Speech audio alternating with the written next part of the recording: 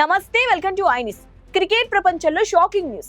Asia cup final తర్వాత Pakistan cricket board chairman Mohsin Naqvi వ్యవహరించిన తీరు బిగ్ కాంట్రవర్సీకి దారితీసింది.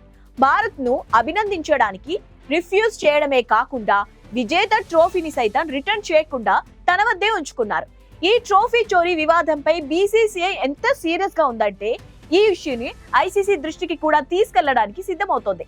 ఆసియా కప్ ఫైనల్ తర్వాత పీసీబీ చైర్మన్ మొహసిన్ నఖ్వీ వ్యవహరిస్తున్న తీరును సోర్ లూసర్ మనస్తత్వంగా అభివర్ణిస్తున్నారు. ఏసీసీ మీటింగ్ లో బీసీసీఐ ప్రతినిధి అశు షెల్లార్ ఒత్తిడి తెచ్చిన నఖ్వీ భారత్ కు అభినందనలు చెప్పడానికి రిఫ్యూజ్ చేశారు.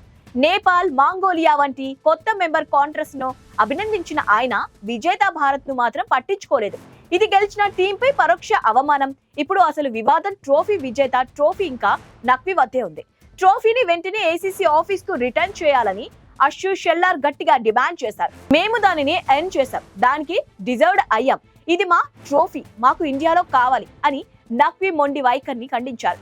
ఈ ఇష్యూలో భారత్ కు శ్రీలంక సహా ఇతర బోర్డుల నుండి కూడా బలమైన సపోర్ట్ లభించింది. 3 మ్యాచ్లలో పూర్తిగా ఓడిపోయి టోర్నమెంట్ లో అన్బిటెన్ గా నిలిచిన భారత్ ను అభినందించడానికి నిరాకరించడం, గెలిచిన ట్రోఫీని అప్పగించకపోవడం పీసీబీ యొక్క దయనీయమైన మైండ్ సెట్ కు అద్దం పడుతోంది.